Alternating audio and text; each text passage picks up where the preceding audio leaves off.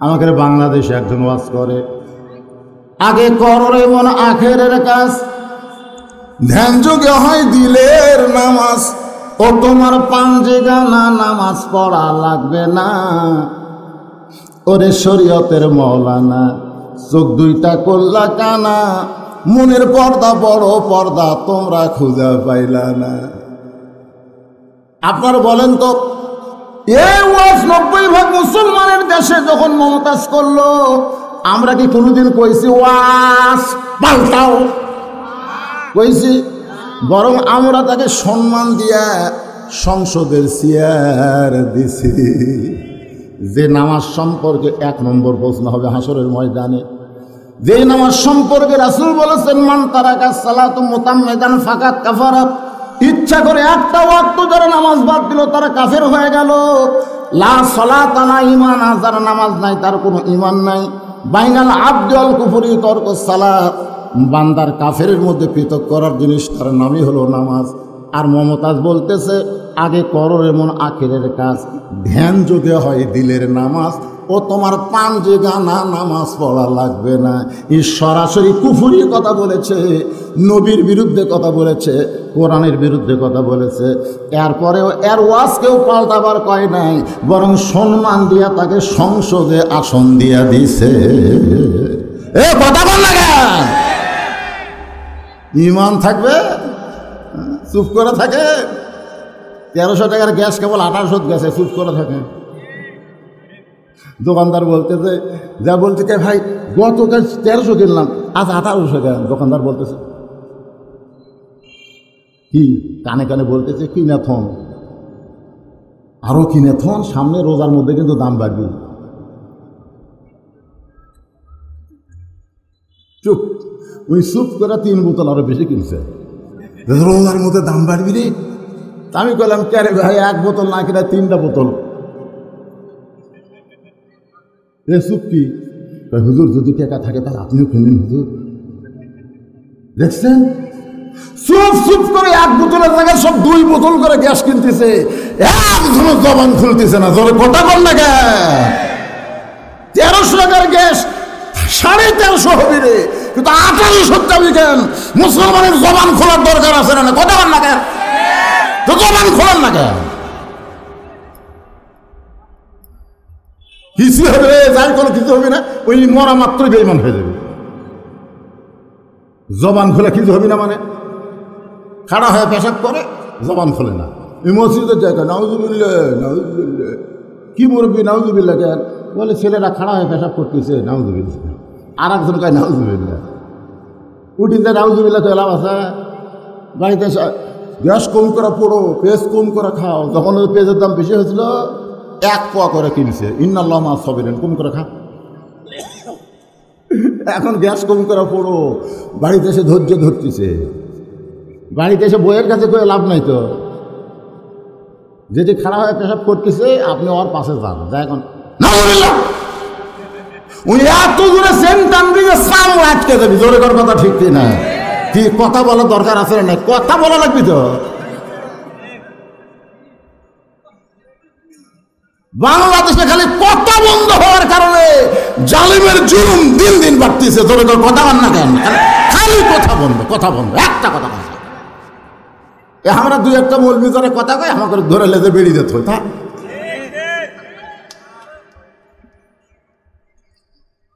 কে খারাপ কষ্ট হচ্ছে?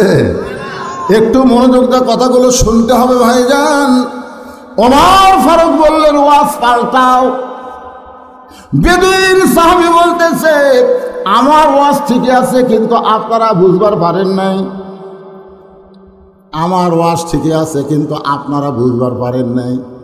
আপনারা বলেন তো হাজার হাজার সাহাবী, হাজার হাজার কি, আর হযরত ওমর কি খালি খলিফা না? যার মতের সাথে আল্লাহর মতের মিল পড়েছে, নবীর মতের মিল পড়ে নাই, আল্লাহর মতের মিল পড়েছে উমরের সাথে। কোরআনে 22টা আয়াত আল্লাহ নাজিল করেছে। সমস্ত সাহাবীর সামনে বেদুইন সাহাবী বলতেছে আমার ওয়াজ ঠিক আছে, কিন্তু আপনারাই বুঝবার পারেন নাই। সমস্ত সাহাবীরা বললেন ইয়া আমিরুল মুমিনিন, আরে বাহিরে রাখা চলবে না, একে জেলখানায় বন্দি করা লাগবে। আগে করার এমন আখেরের কাজ, ধ্যান যোগ হয়, দিলের নামাজ, একে বাহিরে রাখা চলবে না, একে জেলখানায় কি করা লাগবে? এখন কি করা লাগবে? কিন্তু জেলখানায় বন্দি না করে সংসদের মধ্যে ঢুকেছে। ওমর ফারুক বেদুইন সাহাবীকে জেলখানায় বন্দি করলেন। জেলখানায় বন্দি করার পরে এশার নামাজের পরে বাড়িতে আসলেন। ভাইজান একটু মনোযোগ দিয়ে কথাগুলো শুনবেন। বাড়িতে আসার পরে ওমর ফারুকের খানা রেডি করে রাখছে তার বউ। ওমর ফারুকের বিবি খানা রেডি করে রাখছে। সামনে খানা দিয়ে ওমর ফারুকের বউ কিন্তু ওমর ফারুকের সামনে থাকে না, কারণ একটু দূরে যায় স্বামীর খাওয়া দেখে। প্রত্যেক দিন স্বামী খাবার শুরু করে বিসমিল্লাহ বারকাতিল্লাহ বলে, লাকাল হামদুলিল্লাহ শুকর বলে মুখে দেয়।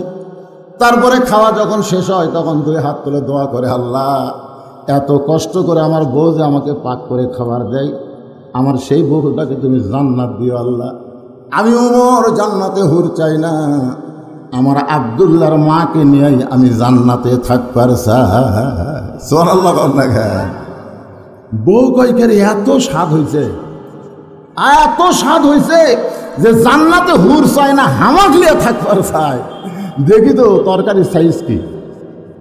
ওর খায় যখন উঠে গেছে তখন থেকে সামান্য লাগে আছে। এই তরকারি মুখতে দেখে আল্লাহ রে আল্লাহ লবণই দেয়নি। ধরে কোন কি দেয়নি? তরকারির কোনো স্বাদই নেই। উমর ফারুকের বিবি কান্দার বলে, স্বামী গো এমন করে দোয়া করলেন কিন্তু তরকারি তো ভালো পাক হয় নাই, আপনি এত গরম মানুষ, এত নরম কেন হলেন? ওমর ফারুক বলেন, বিবি যদি পাক করে আর পাকটা যদি খারাপ হয়, রাসূল বলেছেন দোষ ধরো না, দোষ ধরো না, বরং তারিফ করো। জোরে কর না সুবহানাল্লাহ। আর আমরা হলে কি করতাম? ওমর ফারুকের বিবি খাবার দেয়া দূরে গিয়া খাবার দেখতেছে। ওমর ফারুক দোয়া দরুদ পড়ে রুটি ছিঁড়ে হালুয়া নিয়ে যখন মুখে দিবার যাবে, এমন সময় ইমান বলতেছো, মা তোমাকে ক্ষুধা লাগতেছে, তুমি খাইতেছো, কিন্তু যাকে জেলখানায় বন্দি করেছ সে খাইছে কিনা একটা বার খবর নিছ। ইন্নাল্লাহা ইয়ামুরুকুম আন তুআদ্দুল আমানাতি ইলা আহলিহা ওয়া ইযা হাকামতুম বাইনান নাস আন তাহকুমু বিল আদল। জোরে গান সুবহানাল্লাহ। ওমর তোমারে ক্ষুধা লাগছে, তুমি খাইতেছো, কিন্তু তুমি যাকে জেলখানায় বন্দি করে রাখছো সে খাইছে কিনা একটা বার কি তার খবর নিছ? সঙ্গে সঙ্গে হযরত ওমর নিজে না খাইয়া ওই খাবার টোপলা করে জেলখানায় বেদুইন সাহাবীর কাছে গিয়ে বললেন, ভাই এই খাবারটুকু আপনার জন্য বরাদ্দ হয়েছে।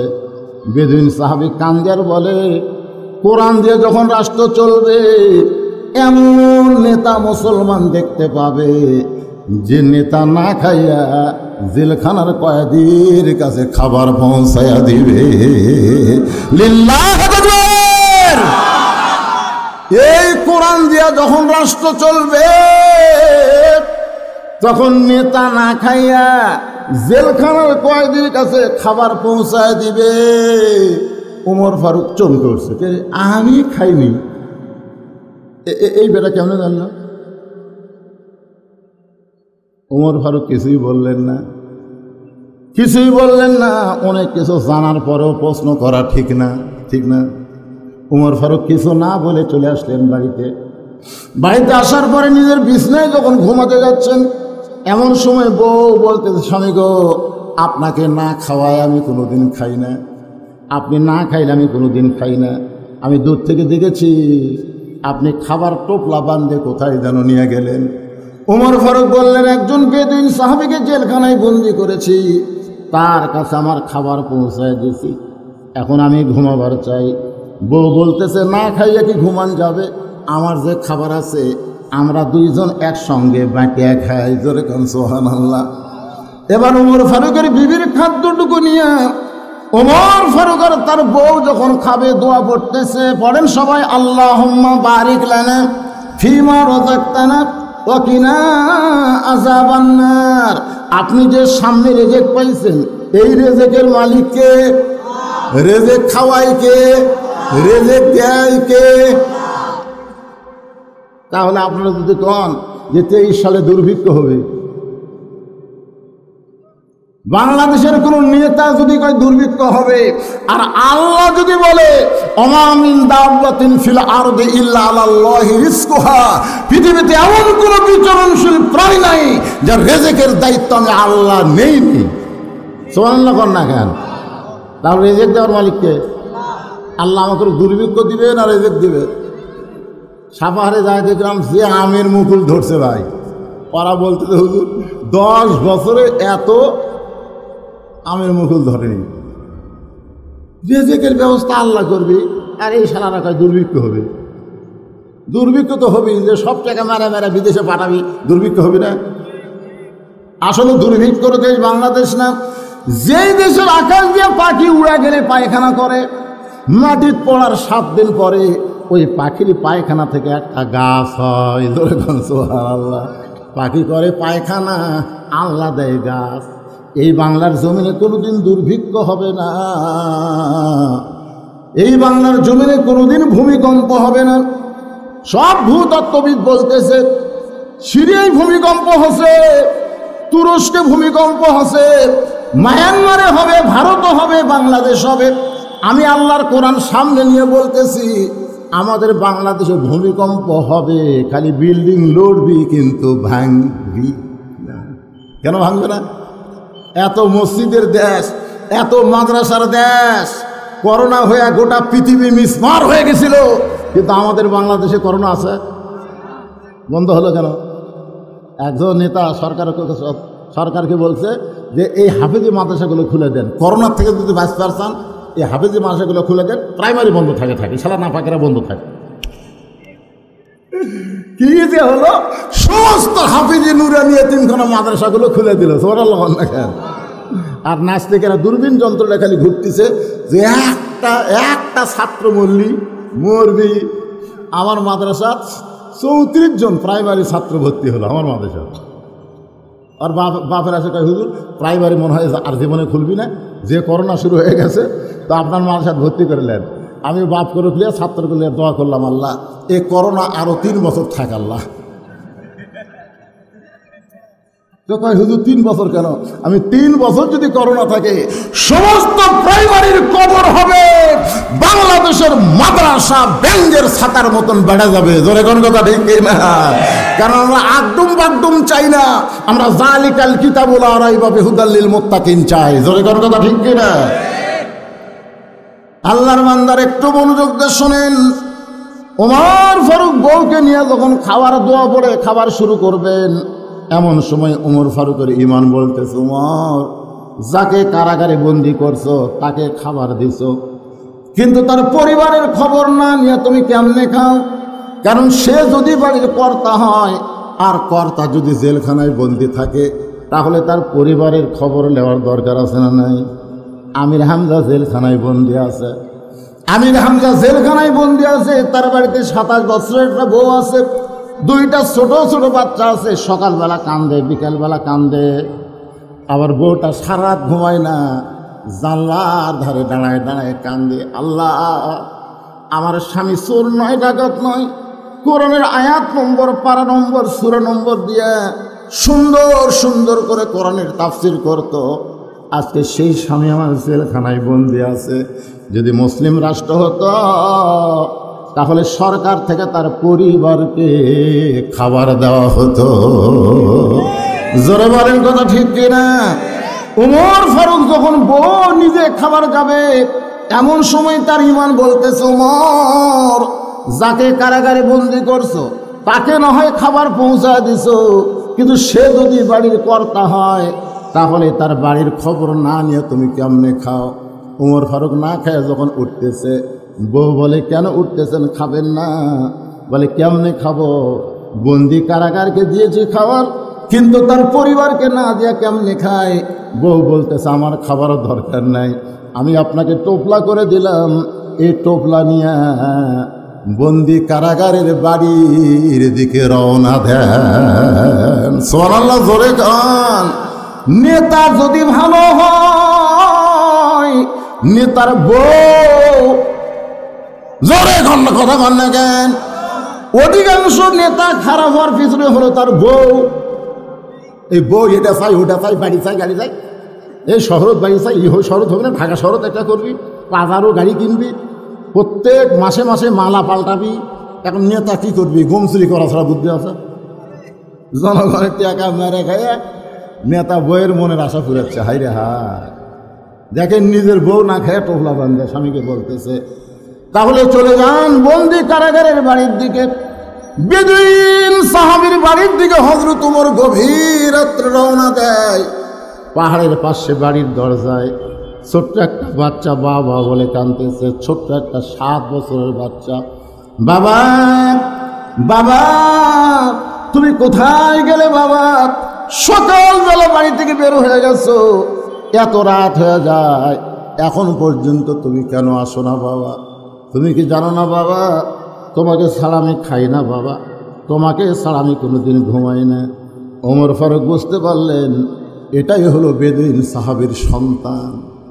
যেই সন্তান বলতেছে বাবা তোমাকে ছাড়া খাই না, ঘুমাই না, ওমর ফারুক দৌড়ে গিয়ে সন্তানকে কোলে নিয়ে ওই টোপলার খাবার বের করে বলতেছে, এই খাবার নিয়ে তুমি তোমার ভিতরে গিয়া তোমার মা আর তুমি খাও, আমি তোমার বাবা হইয়া তোমাকে দরদ দিবার চাই।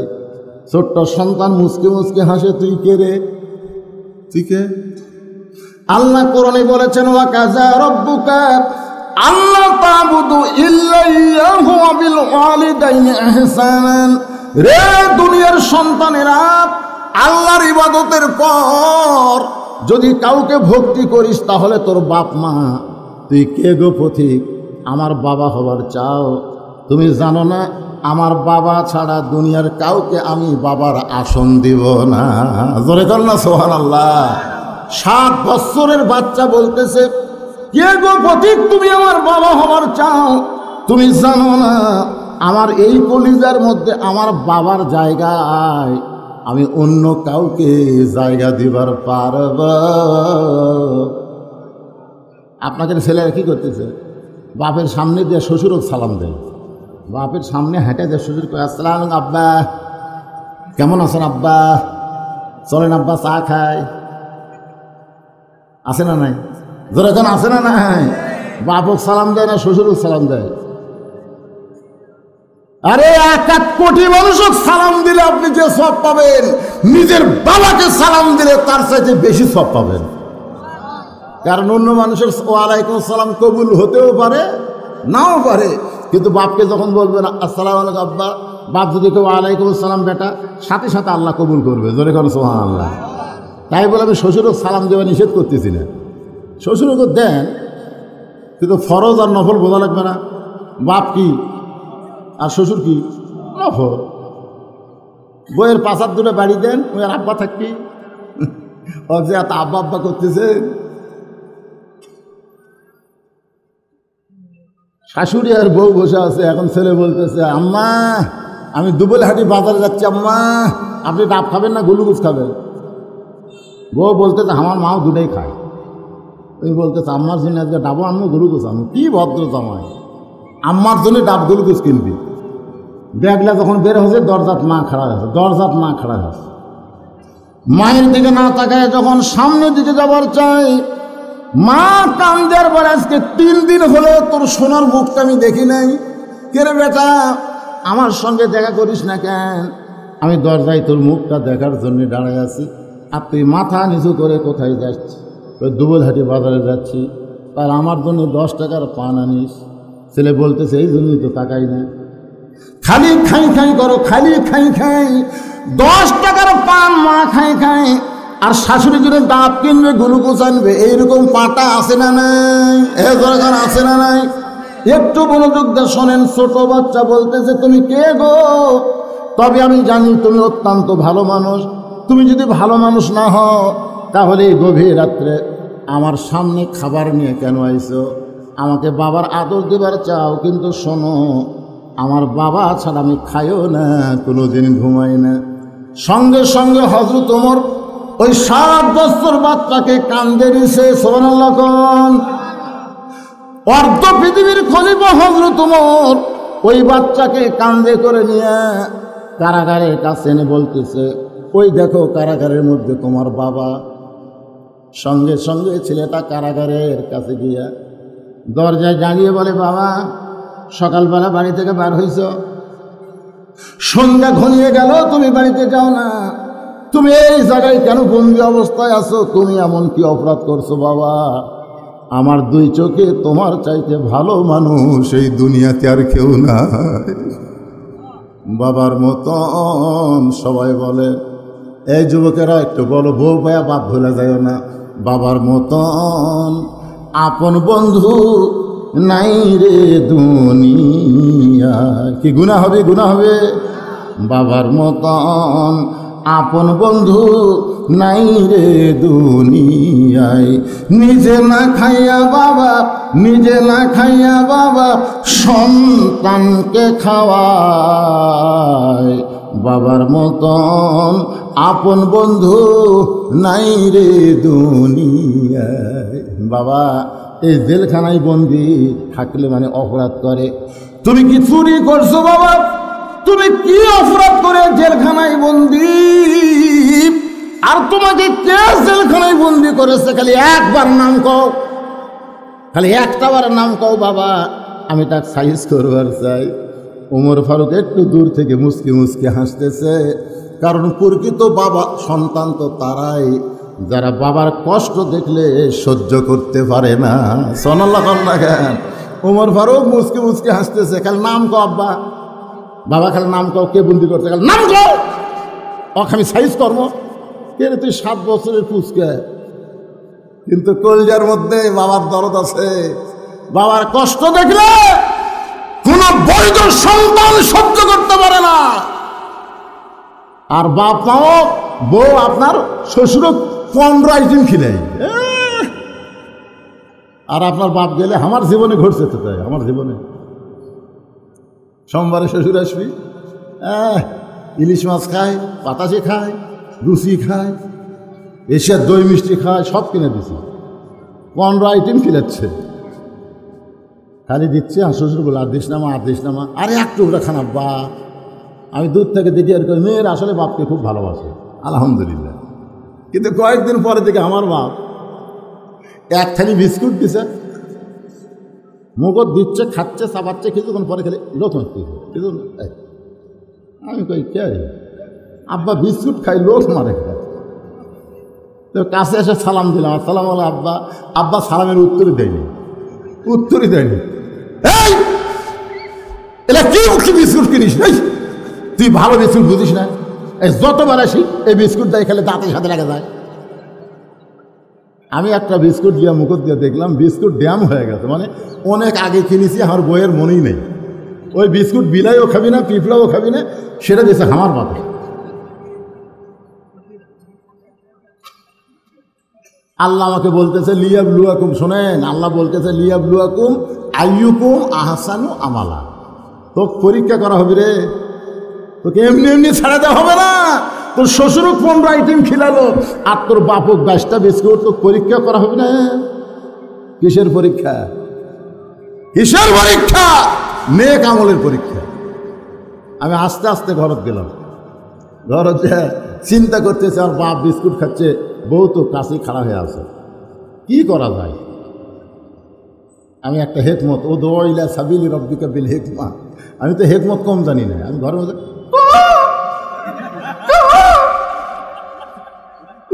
আমার বউ দৌড়াইছে, কয় তোর সরম নাই, বাপ বসে আছে, তুমি কুকিলের মতন। আমি বললাম পাগলা, বাপের কাছ থেকে বউ আলাদা করবার গেলে তো কুকিল হয় লাগবে। আসো ঘরের মধ্যে আসো, মজা আছে। হাসি মুখ দেয়, হাসি কি মুখত কলজাত খেলে আগুন, কলজাত খেলে দাউ দাউ করে জ্বলতেছে, আর মুখতে আমি হাসতেছি, হেকমত যায়। ঘরের মধ্যে নিয়ে এসে সিটকি তুলে দিল। আমার আব্বাকে কেন বললো বউ ঘরের চলে সিটকি দিলি কেন? আমি বললাম ইন্নাল্লাহ মা সাবিরিন। আব্বা একটু ধৈর্য ধরেন আব্বা। আমি এরকম টুটি থাপ দিলাম, টুটি। আমার এই ওয়াজগুলা কিন্তু আমার বউ শোনে, বুঝলেন? আমার বউ প্রতিদিনই শোনে। আজকে মরদ কি ওয়াজ করতেছে, এই টাকা হাত দিলাম, দিয়া কইলাম কেরে ফগুনের বেটি, এই ফগুনের বেটি, তো বিয়া করার পর থেকে, তখন বিয়া করছেন তখন আমার একটা সাইকেল আসলো রে, এখন এসি গাড়ি চড়ে বেড়াস ফকুনির বেটি। এই মাটির ঘর ভাঙ্গা 3 তলা বিল্ডিং করে দিছি, তোর প্রত্যেক ঘরতে এসি আছে। এই ফকুনির বেটি, তোর বাপ আসলে 15 আইটি, আর আমার বাপের সামনে ড্যাম বেসুটা এই জায়গা ধরছি। কথা যেন কবার না করে, কথা করি তো বিপদ।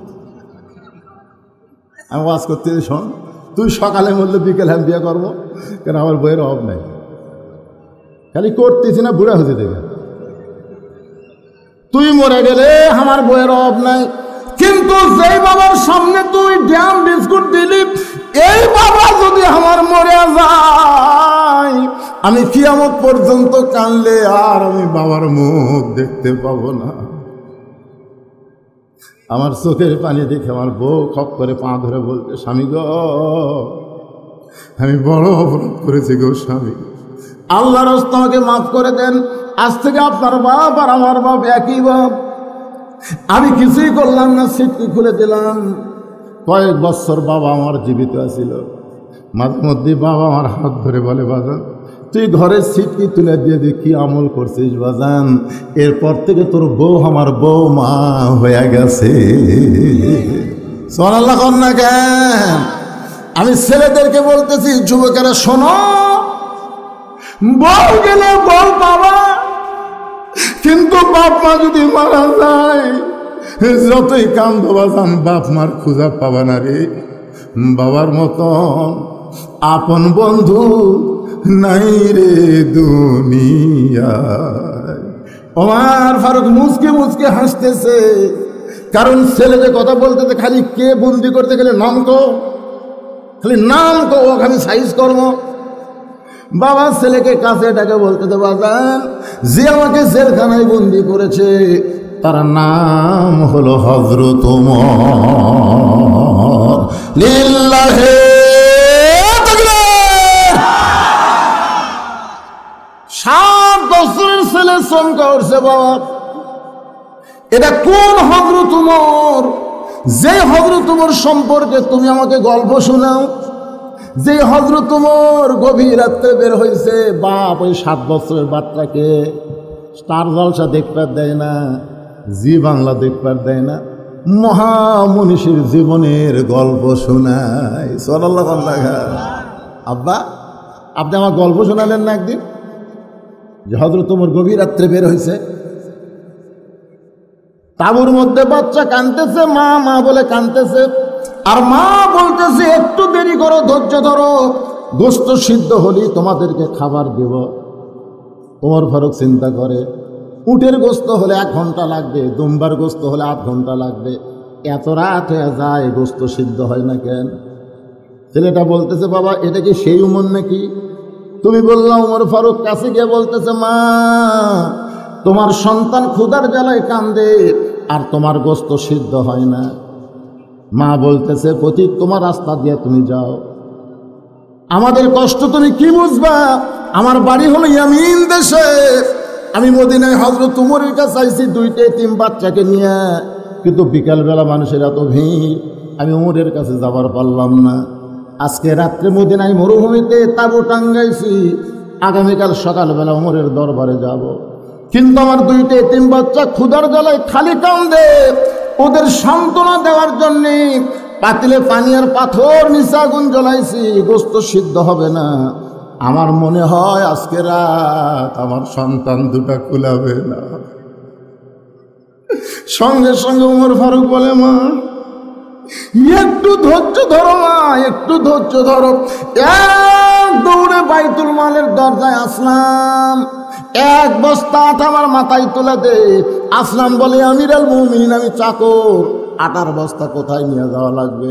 ওমর ফারুক বলে, আসলাম রে, একজনের পাপের বোঝা একজন বহন করবে না, 8 বস্তা মাথায় তুলে দে। যে 8 বস্তা ওমর ফারুকের মাথায়, ওমর ফারুক খুব জোরে দৌড়াই। আসলাম পিছন দিক থেকে বলতেছে, এত জোরে দৌড়ালে পড়ে যাবেন, আপনার কষ্ট হবে। ওমর কয়, আসলাম সময় মতো যদি যাবার না পারি তাহলে ওমরকে জাহান্নামের আগুনে পড়তে হবে। হযরত ওমর এক দৌড়ে বস্তা নিয়ে গেল, মাম রুটি আর হালুয়া তৈরি করো। রুটি হালুয়া তৈরি হয়ে গেলে দুইটা এতিম বাচ্চাকে ওমর ফারুক দুই উরাতের উপরে বসাইয়া রুটি ছেড়ে হালুয়া মুখে দেয়, বাচ্চা খায় আর ওমর ফারুকের দিকে তাকায়। ওমর ফারুক বলে, কি দেখতেছ? বলে, আমাদের বাবা নাই, আপনি বাবার চাইতেও দরদ দিয়ে আমাদেরকে রুটি আর হালুয়া খাওয়াচ্ছেন। ওমর ফারুক বলে, আল্লাহ এই অধমকে তুমি মাফ করে দাও। পর্দা থেকে মেয়েটা বলতেছে, কে গো তুমি? নিজকে অধম কেন বলতেছ? আমি একজন মেয়ে মানুষ, ভালো মানুষের গল্প শুনেছি, কিন্তু তোমার চাইতে ভালো মানুষ দুনিয়াতে কেউ নাই। যদি উমর মদিনার খলিফা না হইয়া তুমি মদিনার খলিফা হইতা, তাহলে মদিনা আল্লাহর জান্নাত হয়ে যেত। 7 বছরের বাচ্চা বলে, বাবা সেই উমরের গল্প শোনাইতা, এটা কি সেই উমর নাকি? বলে, হ্যাঁ সেই উমর। ছোট বাচ্চা বলে, বাবা উমর কোথায় থাকে? আমার একটু বলে দেন বাবা, আমি তার পা ধরে হলেও আমার বাবাকে আমি জেলখানা থেকে মুক্ত করব। বাবা ছেলেকে কাছে ডাইকা বলে, উমরের কাছে যায় কোনো লাভ নাই রে বেটা, তুই যদি তোর বাবাকে জেল থেকে মুক্ত করতে চাস তাহলে শিক্ষামন্ত্রী হযরত আলীর কাছে যেতে হবে। কি মন্ত্রী? শিক্ষামন্ত্রী, শিক্ষা। ওমর ফারুক যখন মদিনার খলিফা ছিল তখন শিক্ষামন্ত্রী হযরত আলী, জোরে কান সুবহানাল্লাহ। উমরের কাছে গেলে তোর বাবাকে জেলখানা থেকে বের করতে পারবি না। আমি যে ওয়াজ করছি এ ওয়াজ শোনার সময় খালি আলী ছিল না, আলী থাকলে আমাকে জেলখানা তো লাগে। সবাই ছিল কিন্তু কে ছিল না? শিক্ষামন্ত্রী ছিল না। শিক্ষামন্ত্রীর কাছে যা, চিন্তা করেন শিক্ষামন্ত্রীর নাম কি? যারা বলবেন না তারা কলজার মধ্যে কালি পড়বে, কালি পড়বে। আমি যে কোনো নাম কি আপনার সবাই বলবেন, শিক্ষামন্ত্রীর নাম কি? আরো জোরে জোরসে বলুন। হয়তো আলী যখন শিক্ষামন্ত্রী তখন কোন শিক্ষার গুরুত্ব দিয়েছে? কোন শিক্ষা? আল্লাহ রাসূল বলেছেন, খায়রুকুম মান তাআল্লামাল কুরআনা ওয়া আল্লামাহ। ওই ব্যক্তির চাইতে দামি সম্মানী কোনো ব্যক্তি নাই যেই ব্যক্তি আল্লাহর কোরআন শিখে এবং অপরকে কোরআনের শিক্ষা দেয়। আর বর্তমান শিক্ষামন্ত্রী আসার পরে কোন শিক্ষার গুরুত্ব দিছে? এখনকার শিক্ষামন্ত্রীর নামই মনে হয় আপনারা জানেন না।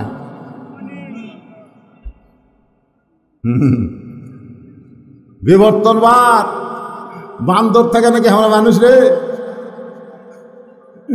বান্দরের জাত। এ ওঠে করে মুরব্বী, ওঠে করে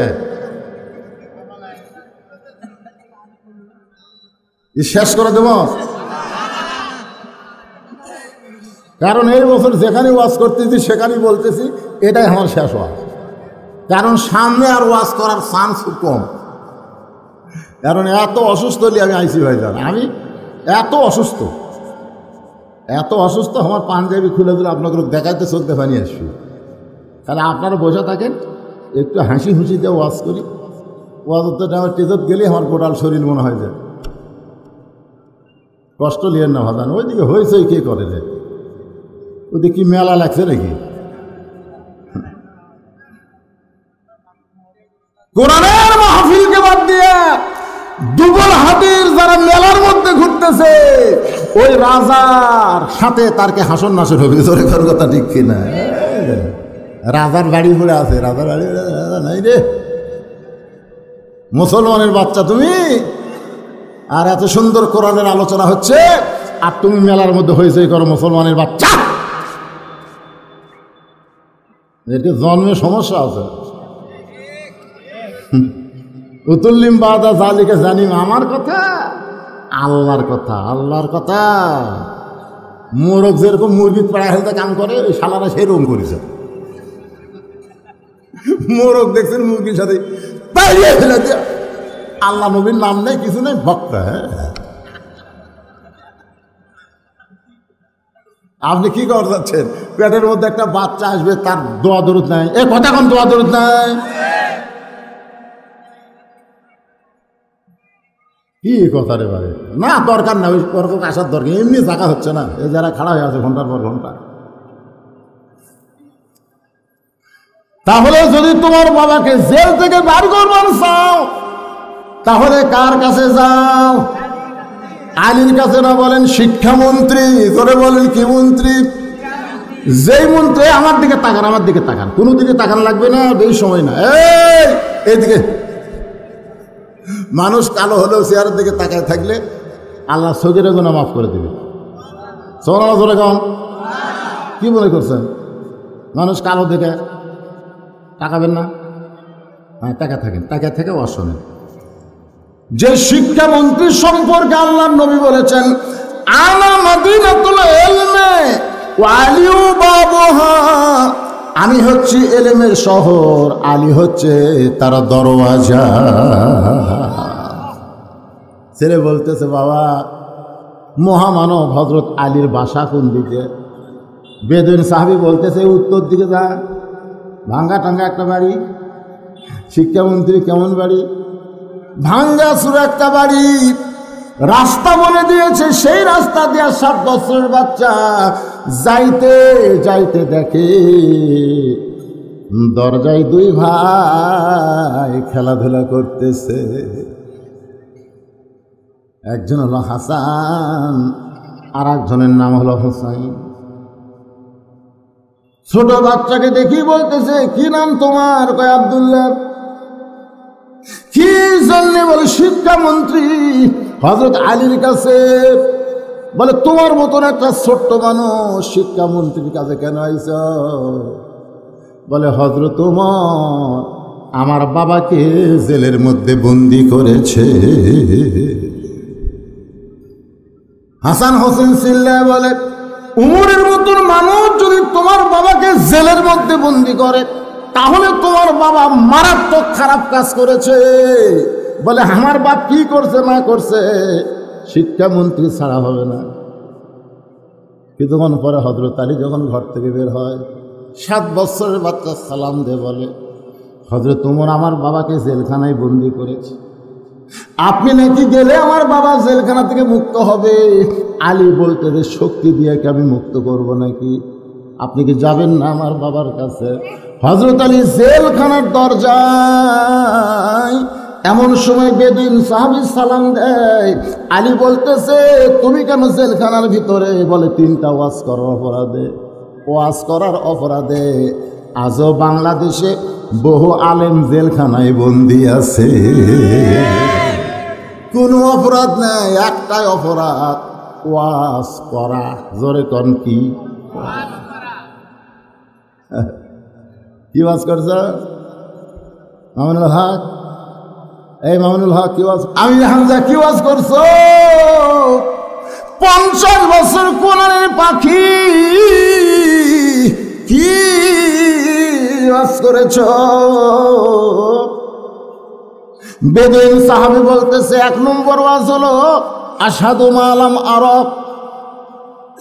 2 নম্বর ওয়াজ হলো ইন্নী উহিব্বুল ফিতনা। 3 নম্বর ওয়াজ হলো ইকরাহুল হক। আলী মুস্কি মুস্কি হাসে, চোখের পানি ছাড়ে, চোখ দিয়ে পানি ছাড়ে, আবার মুস্কি মুস্কি হাসে। এত সুন্দর ওয়াজ এই পৃথিবীতে আর না। সুবহানাল্লাহ। শিক্ষামন্ত্রী কি কয়? এত সুন্দর ওয়াজ পৃথিবীতে আর নাই। ছোট্ট বাচ্চা বলতেছে, তাহলে হযরত ওমর আমার বাবাকে বন্দি করলো কেন? বলে বন্দি করার কারণ হলো বুঝবার পারে নাই। ছোট বাচ্চা হযরত আলীকে সঙ্গে করে, আলীকে বাচ্চা সঙ্গে করে নিয়ে এসে বাবার কাছে। এবার ছোট বাচ্চাকে হযরত আলী নিয়ে যাচ্ছে হযরত ওমরের দরবারে। ধরে কারণ সুবহানাল্লাহ। ওমর ফারুক বসে আছেন মেম্বরে। আলীকে দেখার সঙ্গে সঙ্গে লাফটা উঠে বলতেছে, আপনি কেন আইছেন? আপনি না এসে আমারে ডাকলি তো আমি আপনার কাছে যাইতাম। আলী বলতেছে, আপনি হলেন আমিরুল মুমিনিন। ওমর ফারুক বলতেছেন, আপনি হলেন আমার ওস্তাদ। যেরকম সুবহানাল্লাহ। কারণ আল্লাহ রাসূল দুনিয়া থেকে বিদায় নেওয়ার পরে একেবারে বারবার এটি আসা লাগে, কি হয় না? উমর ফারুক দুনিয়া থেকে বিদায় নেওয়ার পরে প্রত্যেকটা সাহাবী হযরত আলীকে ওস্তাদের মতো সম্মান করে। জোরে গান সুবহানাল্লাহ। কেন করে? এই একটা হাদিস, আনা মাদিনাতুল ইলমে ওয়া আলিউ বাবুহা। আমি হচ্ছে এলেমের শহর, আলী হচ্ছে তার দরওয়াজা। কোন এলেম যদি নিবার চাও আলীর নামক দরজার কাছে যাও। সুবহানাল্লাহ বলেন না কেন? ওস্তাদের সম্মান ইসলামে আছে না নাই? ইসলামে আছে, কিন্তু বাংলাদেশত নাই। ওস্তাদের কিন্তু খুবই সম্মান এখনো আছে, মাদ্রাসাত আছে। এ হাফেজে মাদ্রাসাত যাবেন, কওমি মাদ্রাসাত যাবেন, ওস্তাদকে ছাত্ররা সেই সম্মান করে। আমি যখন হাফেজে মাদ্রাসার দাওয়াত নেই, দেখি এক ছাত্র এসে আমার লোক টানতেছি, তারপর আরেকজন এসে আমি কি রে হুজুর খেদমত করতেছি, হুজুর দোয়া, এমনি দোয়া করতেছি যাতে আমার সুরবুড়ি লাগে। আমার অ্যালার্জি আছে পারে, আমাকে টিপিস না ভাই। আয়া মাদ্রাসা যাচ্ছে, পাওয়ার জুতে নেই ছাত্রে। ওস্তাদ কে রে, এই মরুভূমির দেশে খালি পায়ে মাদ্রাসাতে আসিস, তো গরম লাগে না? পায়ের তালুত গরম লাগে না? মাদ্রাসা ছুটি হলে কামরাত যাবি? মাদ্রাসা ছুটি হলে যেই মাত্র ছাত্র কামরায় যায়, চকির তল থেকে জুতা বের করে বলে, এই জুতা আমি আগে পায়ে দিতাম, আর পায়ে দেই না, কাপড়ের জুতা পুরান হয়ে গেছে। পাগলা রে, তুই ছাত্র, এই জুতা পরে আগামীকাল তুই মাদ্রাসায় আসবি। ওস্তাদ ছাত্রকে দয়া কম করে না বেশি করে? আমি আর পায়ে দেই না বাজান, তুই পায়ে দিয়ে আসবি। ওস্তাদ জুতা জোড়া বগলের মধ্যে করে নিয়ে বাড়ির দিকে যায় আর চিন্তা করে, যেই জুতা হুজুর পায়ে দিছে সেই জুতা আমি যদি পায়ে দেই, ওস্তাদের সামনে আমার বেয়াদবি হয়ে যাবে। বাড়িতে যায় জুতা পরিষ্কার করে, জুতার কাপড় খুলে সেই কাপড় দিয়া মাথার টুপি বানাইছে। পরদিন মাদ্রাসায় ওই টুপি মাথায় দিয়া মাদ্রাসায়, ওস্তাদ পায়ের দিকে তাকে দেখে জুতা নেই। মনে মনে কয়, ও আমার পুরান জুতা যদি ফেলে দিছিস, আমার পুরান জুতা থেকে ঘৃণা করে পায়ে দিস নাই মনে মনে। আর জবান খুলে কয়, মাদ্রাসা ছুটি হলে তুই আমার কামরায় যাবি। যেই মাদ্রাসা ছুটি হয়েছে, ছাত্র কামরাত যাওয়া মাত্রই চামড়ার চাবুক দিয়া পিটন শুরু হয়ে গেছে। মারতে মারতে একসময় ওস্তাদ বলে, টাকা থাকলে তোর নতুন কিনে দিতাম, টাকা থাকলে তোরে নতুন জুতা কিনে দিতাম রে বাজান। আমার টাকা নাই বলে তোরে পুরানো জুতা দিলাম, আর তুই ফেলে দিয়ে খালি পায়ে মাদ্রাসা আসলি, এই জন্যই তোরে মারতেছি, তুই যে কিছুই বলিস না। ওস্তাদ মুচকি মুচকি হাসে, গায়ের চামড়া দিয়ে রক্ত পড়তেছে, এত মার মারছে। তারপরেও ছাত্র মুচকি মুচকি হাসে আর বলে, হুজুর আপনি খালি আমার পায়ের দিকে দেখেন, আমার মাথার দিকে আপনি দেখবেন না। ওস্তাদ মাথার দিকে তাকায় দেখে জুতার কাপড় দিয়া মাথার টুপি বানাইছে। এত মার মারলাম বাবা, একটাবার যদি বলতিস আমি জুতার কাপড়টা মাথার টুপি বানাইছি, তোরে তো আর মারতাম না। ছাত্র বলে, হুজুর আমি কয়েকদিন আগে স্বপ্নে দেখলাম, আল্লাহর কোরআন শিখতে যায় ওস্তাদের হাতে যে জায়গায় পিটন পড়বে, ওই জায়গায় জাহান্নামের আগুন কোনোদিন লাগবে না। হুজুর আমাকে আরো মারে, মারতে মারতে আমাকে দেহ দিয়ে রক্ত বের করে দেন হুজুর, আমি জাহান্নামের আগুনে পড়তে পারবো না। ওস্তাদ ছাত্রকে বুকের মধ্যে এবার, আল্লাহ কি দোয়া করব, আমি কি দোয়া করব? আল্লাহ আমার এই ছাত্রকে তুমি জগৎ বিখ্যাত আলেম বানায় দিও। এই ছাত্রের কেউ না, এই ছাত্রের নাম হলো আবু হানিফা নোমান ইবনে সাবিত। ওমর ফারুক বলতেছেন, আপনি কেন আইছেন? আমারে ডাকলি তো আমি আপনার কাছে যাইতাম। ছোট্ট ছেলে দৌড়ে গিয়ে বলতেছে, আপনি হযরত ওমর, আপনি তো আমাকে কান্দে করে নিয়ে আইছেন। সুবহানাল্লাহ, সুবহানাল্লাহ, আপনি তো আমার কান্দে তুলছিলেন। হায় হায় হায় হায়, বাংলাদেশের মতন ৯৬টা দেশের রাষ্ট্রপতি আপনি আমার কান্দত করে নিয়ে আসলেন না? যে মানুষ আমার কান্দত করে নিয়ে আসে আর সেই মানুষ আমার বাপক বন্দিত হচ্ছে, মনে হয় বাপের মারাত্মক অপরাধ আছে।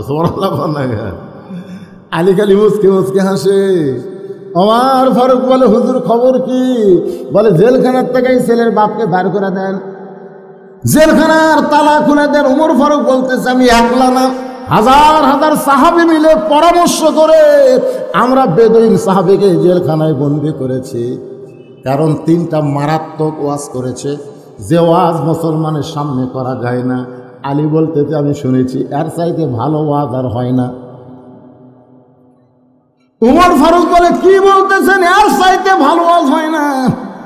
আলী বলতেছে, এর চাইতে ভালো ওয়াজ হয় না। উমর ফারুক বলতেছে, এর চাইতে খারাপ ওয়াজ নাই।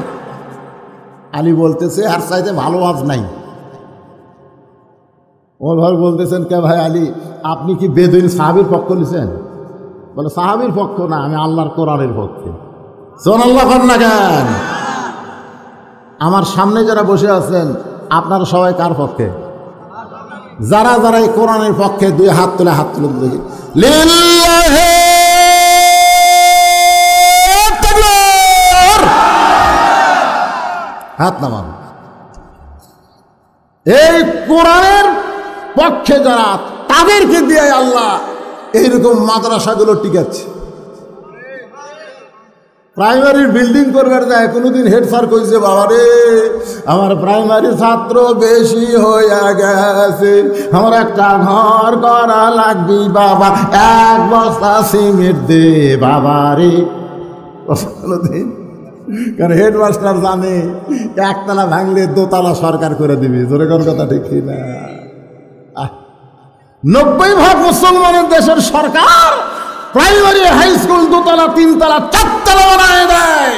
আর এই ডুবলহাটের মাদ্রাসা, কোরআনের ঘর, নবীর ঘর বানাতে গেলে সরকার 1 টাকাও দেয় না ভাই। আপনারা যারা হাত তুলছেন, আপনাদের দিয়েই এই মাদ্রাসার বিল্ডিং হবে। এই সময় যারা উঠবি, এখন যারা উঠবি, বুঝলেন, এই সময় যারা উঠবি, এতক্ষণ উঠছেন আমি কিছু কইনি, এখন যারা উঠবি, আল্লাহ তোমার কোরআন আমার হাতে, আল্লাহ কোরআনের পক্ষে 2 হাত তুলে দেখাচ্ছে। এখন যদি ওঠে এরা যেন প্যারালাইসিস হয়, আল্লাহ এরকে যেন প্যারালাইসিস হয়। এই সালার আমার হাঁটপের না পারে, হাঁটপের না। ওয়াজ করেন মানে 9টা বাজে হুশ করছেন, 1:45 বাজিছে, ওয়াজ তো করবোই। আলী আর উমরকে আমি ফেতনা বেঁধে দেবো নাকি? কিন্তু এই কোরআনের এতিম মাদ্রাসায় আমার নুরুল আলম জিয়াদি ভাই যে কে আদায় করছে আল্লাহ ভালো জানে। কে রে ওমর ফারুক খুঁজি নেয়, আমার কি কিছু করা লাগে ভাই? আসলে মাদ্রাসার জন্য এত বড় কুরবানি করা হুজুর বাংলাদেশে খুব কম আছে। আপনার কি চাই? আমি আর বেশি কিছু চাবো না। 1 টাকার কোরআন শরীফ এর টাকা দেন, মাত্র 500 টাকা। একটা কোরআন 500 টাকা। আপনি একটা কোরআন শরীফ বাবদ 500 টাকা দিবেন, বাপ মা দাদা দাদি কবরে গেছে, আল্লাহ কবরে জান্নাতের চাদর দিবে। কিন্তু নবীর মাদ্রাসা একটা কোরআন বাবদ 500 টাকা দেওয়ার কোনো আল্লাহর পাগলা নাই। খালি দৌড় আসেন তো, হুজুর এই মাদ্রাসায় কোরআন শরীফ বাবদ আমি 500 টাকা দিলাম। আসেন ভাই, আসেন, যত দূরে থাকেন আপনি একটু উঠে আসেন ভাই, তেজত আসেন ভাই, যান আসেন, সোনার চানের আসেন, আসেন। এই দেখেন কিভাবে আসতেছে, দেখেন। ও সেটারই 5টা প্লেট দিছে, সেটারই গুটি গেল, সেটার কি দিয়েছেন? 5টা প্লেট 50,000 টাকা দিয়েছে সেটারই, সব হতে 1 লাখ দেওয়া লাগবে। এটা তো হিসাবের কথা। সভাপতি মানে কি সবার উপরে কোন ভাই? কোন এলা 10,000 খাওয়া আছে, কি করে? হ্যাঁ,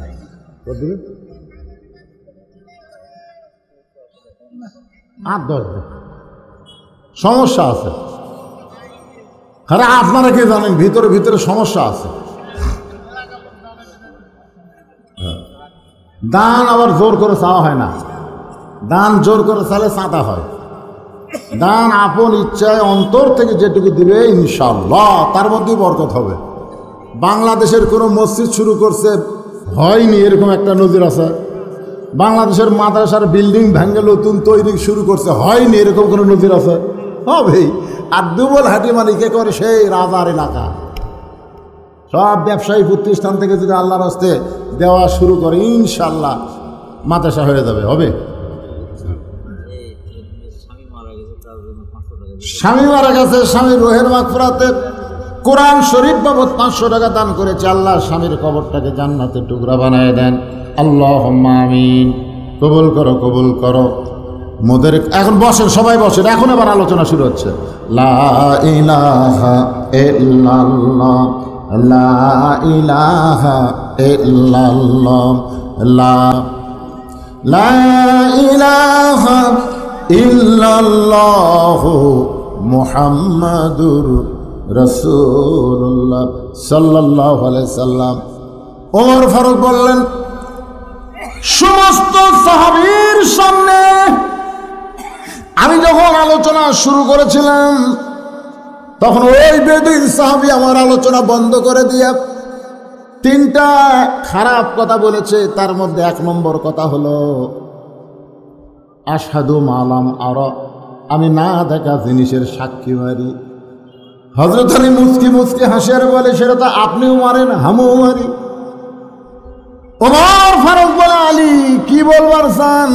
আলী বলতেছেন, আশহাদু আল্লা ইলাহা ইল্লাল্লাহু ওয়াহদাহু লা শারীকা লা ওয়া আশহাদু আন্না মুহাম্মাদান আবদুহু ওয়া রাসূলুহু। আমরা কোনোদিন কি আল্লাহ দেখছি? আমরা কি কোনোদিন আল্লাহ দেখছি? আশহাদু মানে কি? আশহাদু মানে কি? আমি সাক্ষ্য দিচ্ছি। বেদুইন সাহাবী বুঝাইছে আশহাদু মালাম, আর আমি না দেখা জিনিসের সাক্ষী দেই। আমি সে আল্লাহর সাক্ষী দেই যে আল্লাহ কোনোদিন আমি দেখিনি। ওমর ফারুক বলে, আলী ভাই আমরা খালি শাব্দিক অর্থ দেখছি রে, আমরা তো ভিতরে ঢুকি নাই। কিন্তু 2 নম্বর ওয়াজ করেছে, ইন্নী উহিব্বুল ফিতনা, আমি ফিতনাকে মহব্বত করি। হযরত আলী বলতেছেন, ইন্নামা আমওয়ালুকুম ওয়া আওলাদুকুম ফিতনা, সম্পদ আর সন্তান হলো বিপদের কারণ। এরপরে দুনিয়ার সমস্ত মানুষ এই 2টা ফিতনাকে মহব্বত করে। সন্তানকে সবাই মহব্বত করে, জানে তার সন্তান হিরোইন খায়, জানে তার সন্তান টুটু কোম্পানির ম্যানেজার, জানে তার সন্তান ফজরে আজান দিলে কম্বলের মধ্যে লুকায়, জানে তার সন্তান 4G মোবাইল নিয়ে সারাদিন ফ্রি ফায়ার পাবজি খেলতেছে। জোরে কোন কথা ঠিক কিনা? আপনার বলেন তো, বাবা জানে কি জানে না? জোরে কোন জানে কি জানে না? এরপরেও খাবার সময় বাবা ডাকতেছে, বাবা আসো একসঙ্গে বসে খাই। ফেরেশতা কয়, আল্লাহ কত শয়তান ছেলে, অথচ বাবা একসঙ্গে বসে খাবার চায়। আল্লাহ বলে, ফেরেশতা বাবা জানে সন্তান তার বিপদের কারণ, এরপরও সন্তানকে সে মহব্বত করে। আর একটা হলো আমওয়ালুকুম, সম্পদ হলো বিপদের কারণ। সম্পদ এত বড় বিপদ হবে, 70-2.5 টাকা যাকাত যদি আপনি না দেন, যদি আপনি ধনী হন, যাকাত দেওয়ার মতন সম্পদ আপনার থাকে, আর আপনি যদি না দেন, এই সম্পদ আপনার সবচাইতে বড় বিপদ হবে। তারপরেও মানুষ সম্পদকে ভালোবাসে। জোরে কোন কথা ঠিক কিনা?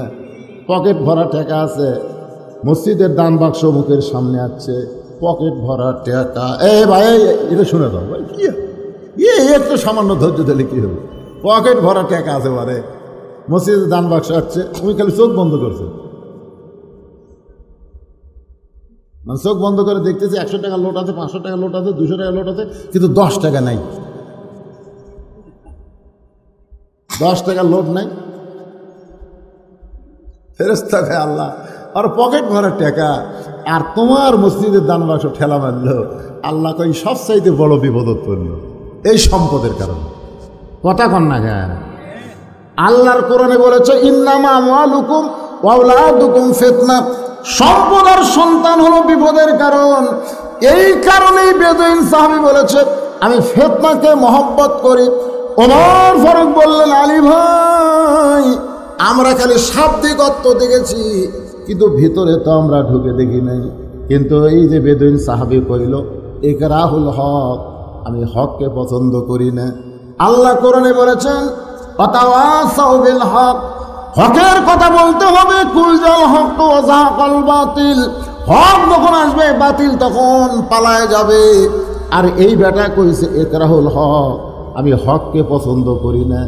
আলী কান্দের বলে ওমর দুনিয়ার সবাই জানে জাত সাকারাতুল মাউত হাক্কুন, সবাই জানি মৃত্যু হক, মৃত্যু হবে, মৃত্যু সত্য। এরপরও দুনিয়ার কেউ মৃত্যুকে পছন্দ করে না। এমন বুড়া মানুষও মৃত্যু পছন্দ করে না। স্বামীর ক্যান্সার হচ্ছে, ডাক্তার কাছে 1 মাস পরে মরবে, এরকম 1 মাস পরে স্বামী মারা যাবে, ক্যান্সার হচ্ছে। এখন বউ কালী স্বামীর বুকে হাত দেখে আল্লাহ আমার হায়াত স্বামীর দাও, স্বামীর মৃত্যু আমাকে দাও। আল্লাহ আমার হায়াত স্বামীর দাও আল্লাহ, আর স্বামীর মৃত্যু আমাকে দাও। স্বামী বউয়ের কপালে চুমা দেখে রে তুই একটা বউ রে, আসলে তোর মতন বউ পাওয়া হলো ভাগ্য রে। কি কথা যে বউয়ের হায়াত স্বামী দিচ্ছে আর স্বামীর হায়াত তুমি দিচ্ছে। আল্লাহর কে কাম, দুইজন রাত্রে ঘুমাইছে এক ঘরে, আর ওই বাড়িতে একটা আইডিয়া গরু আছে। ধরে কারণ কি গরু? আইডিয়া গরু। হঠাৎ দড়ি ছিঁড়েছে, দড়ি ছিঁড়া বাড়ির মধ্যে খাবার খুঁজতেছে, দেখে বারান্দার উপরে একটা সিলভারের পাতিল, তলে চিটে লাইলি। আইডিয়া গরুর কিন্তু প্রিয় খাদ্য চিটে লাইলি। তো খাবার চায় হাতও পায় না, মানে তলাচ্ছে, বড় পাইলের তলা। এখন জোর করে খাবি, আইডিয়ার শিং আবার ছোট ছোট, জোর করে চিটে লাইলি খাবার গেছে, লাইলি হাতত পাশে, কিন্তু শিং আর পাল্লা ছাড়ে না, মানে পাল্লার মধ্যে। এখন আইডিয়ার চোখ মুখ সব বন্ধ। আইডিয়ার গোল ঘর ছিল, ওই গোল ঘর বাদ দিয়ে স্বামী স্ত্রী যে ঘরে, ওই ঘরের মধ্যে হুঁ হুঁ হুঁ করে ঢুকছে। বউ চেতন ভাই বলতেছে বাবা আজরাইল খবরদার আমার দিকে আসিস না, ওই যে ক্যান্সার রোগী ওকে ধর। স্বামী চেতন ভাই বলতেছে কি হয়েছে? আজরাইল আইছে তোমাকে দেখে দিলাম। তুই না দিনের বেলা কইনি যে আমার হায়াত আল্লাহ তোমাকে দাও, তোমার মৃত্যু আমাকে দাও। এটা মুখে বলা যায়, মৃত্যু কেউ পছন্দ করে না। ধরে কোন কথা ঠিক কি না? সঙ্গে সঙ্গে হযরত ওমর মারছে দৌড়, এক দৌড়ে বেদুইনের কারাগার থেকে দরজা খুলে বুকের মধ্যে চাইবা ধরে বলতেছে আলী তুমি যদি না থাকতা তাহলে আমরা সবাই হালাক ধ্বংস হয়ে যেতাম। ইন্নাল্লাহা ইয়ামুরুকুম আন তুআদ্দুল আমানাতি ইলা আহলিহা ওয়া ইযা হাকামতুম বাইনান নাস আন তাহকুমু বিল আদল। আল্লাহ সকলের জীবনে কবুল করুক, জোরে কোন আমিন। বেশি রাত্রে তুলে দিছে, এই জন্য রাত 1টা বাজছে, তো সমান নাই। এক কাজী সাহেব বাপ মার জন্য ইনশাল্লাহ মাশাল্লাহ 3000 টাকা দান করেছে, 6টা কোরআন শরীফ বাবদ আল্লাহ কবুল করে। ভাই সবাই মোনাজাত করুন মাদ্রাসার জন্যে, তালেব ইলমের জন্যে, আপনাদের বাপ মার সকলের জন্য দোয়া হবে। আস্তাগফিরুল্লাহ পড়েন, আস্তাগফিরুল্লাহ আস্তাগফিরুল্লাহ রব্বি মিন কুল্লি জামবি ওয়া তুবু ইলাইহি লা হাওলা ওয়ালা কুওয়াতা ইল্লা বিল্লাহিল আলিয়্যিল আযীম। অসুস্থ এক মানুষ সবার জন্য দোয়া করুন। আল্লাহুম্মা আমিন।